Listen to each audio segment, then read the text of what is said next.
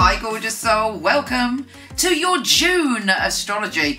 And it's not bad, not much drama this month, but it is the calm before the storm because July is literally crazy. Anyway, this month has a lot of potential for us to go within and transform things. There is one dodgy little thing. Well, I'll tell you about that in a minute. Here's your monthly astrology.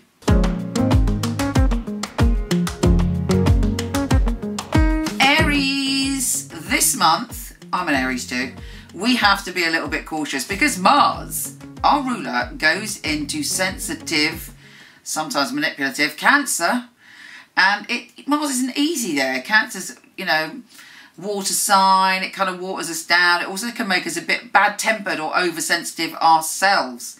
And it's not the best vibe. The best way to deal with Mars going here, and it doesn't go there too often, the best way to deal with it is to go within, to nurture ourselves. Cancer, also there is a lot of energy around the home and family, which is also, you know, Mars in Cancer. So it's a good time to kind of snuggle in, take some time out, reassess our plans and think about things. Talking of thinking about things, let's start at the beginning. And that's in the beginning, there is a new moon in Gemini.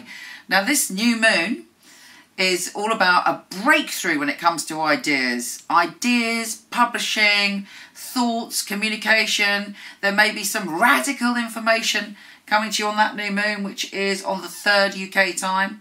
And it's just a shift. You may come up with a fabulous idea, but of course, don't just think it, do it. Take the time out to put it into action.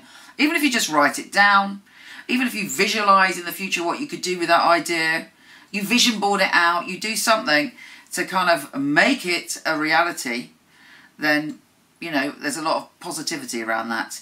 In fact, you're going through a shift in the way that you communicate in general. But new moons are always powerful. So if you're waiting for some information, ask the universe to send it to you around that time.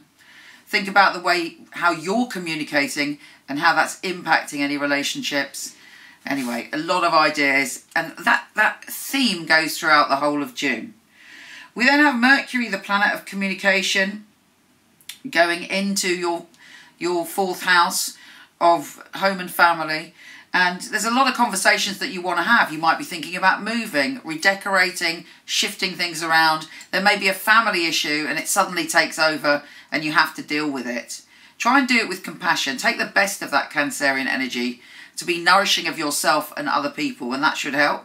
But try not to be annoyed. People will annoy you. Mainly people will annoy you if you feel that they're not pulling their weight. But, you know, we are in control of what we think. I know, we're fiery. We don't mean it if we fly off the handle. But we've really got to try and get a grip of it this month, particularly when it comes to our intimate partnerships and relationships. Don't take people for granted. Don't think that you could talk to someone in your family the way you wouldn't talk to a friend or someone outside your family. Really pay attention to the way that your communication dynamics in those areas. And if someone is being kind of abusive or horrible or rude to you, think about cutting the ties if you have to, or withdrawing until that dynamic shifts. Now, Venus is entering a very flirtatious place where there's a lot of communication, a lot of backwards and forwards. You're particularly drawn to people that are intelligent, quick-witted, that they seduce your mind. And also you're very good at being especially flirtatious this month. You might find yourself drawn to an Aries, not an Aries, well, Freudian slip, you never know. Maybe you will be drawn to an Aries, an air sign, so Aquarius, Libra or Gemini. We do have just a little bit of confusion with communication when the Sun squares Neptune on the 9th of June. But kind of the big news of this month is there's a mutable Grand Cross. Now for the astrologers amongst you might be going, no there isn't, Michele Knight. Hasn't been a mutable Grand Cross since 2016. Well, I would disagree. I would say that, you know, when looking at the mutable Grand Crosses, I'm including in the moon in that. And a lot of patriarchal astrologers go, don't think that the moon is relevant because it's a fleeting transit. Yeah. What about eclipses then? What about full moons? To me, it's very, very important. And particularly if you're going on your inner work and your emotions. So for everybody this month, there is a big peak of internal emotional work to be done around the 11th of June.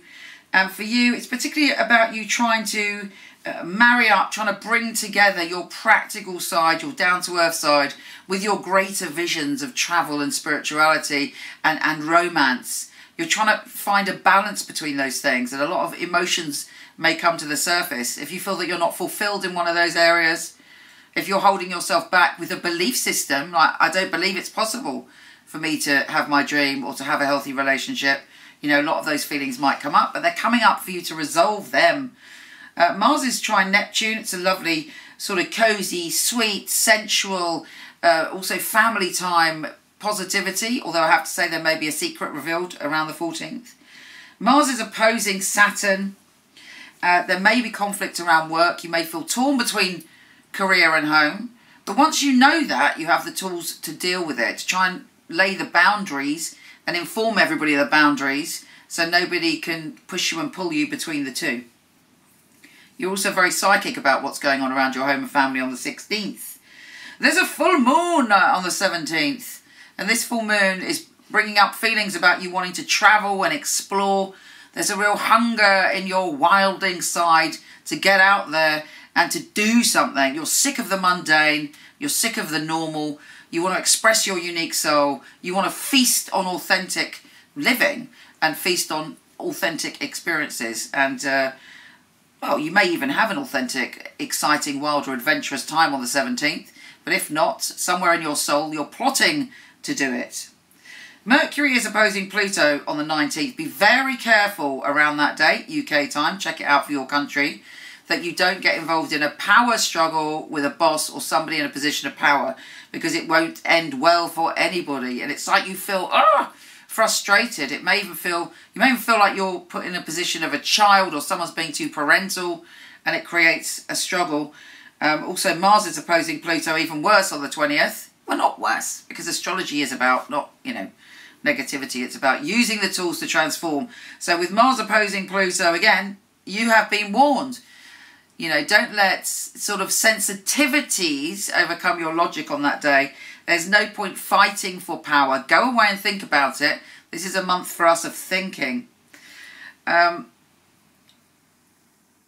sun is shifting signs and going into your home and family area on the 21st.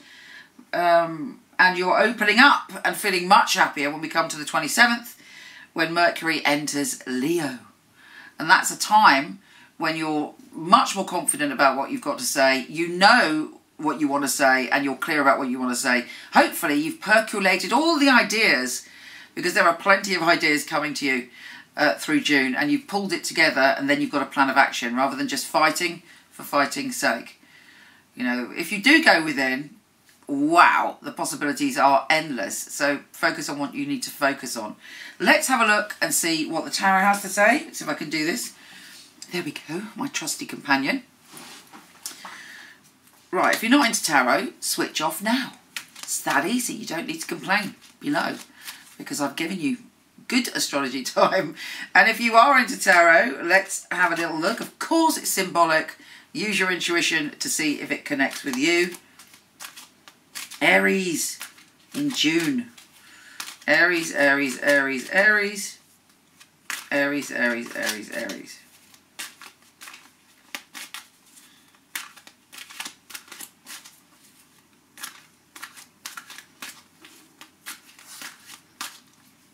Okay, Aries, the world. Yes, we like that card. There could be a peak experience. I would reckon, you know, if I was combining the astrology, I would reckon to expect that peak experience around the full moon. There may be sort of an opportunity to adventure or to achieve something, and you're like, yeah, I'm on a high. But you know what? That's a great card to have, whatever happens. You know, to know that there is something fabulous there. You've worked really hard, and you may be working really hard. And again, balancing family and home and work, but the rewards will be worth it. Look at this card, you know. All of those rewards are coming off the tree. Even if you're bored in the moment, the rewards are there. You are digging firm foundations, and that definitely started in May, which was a very grounded month for you. And now you're on your way to building what you want to build.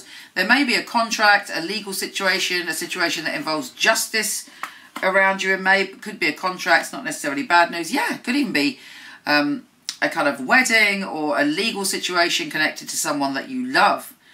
But the Two of Cups there, let's see. I mean, these are all great cards. It's all about you having reached a space where you trust yourself, where things are going in your direction, where you've got the balance. It just shows you it's possible. You've got the balance between the material, and look at her in nature, or look at they in nature. The balance is there, and you're going to find it. One more card, but these are all fabulous cards. Yeah, I mean, there may be discussion. I have to have another card now. There may be a discussion with somebody who's an Aquarius, Libran, or Gemini, who may be handling things in a different way to you, and you're like, I don't trust the way you communicate. I don't like it, because you're communicating to me in a way that is not from your heart and your soul chakra. So you may feel a bit defensive or a bit rejected by that person. But again, the astrology shows that.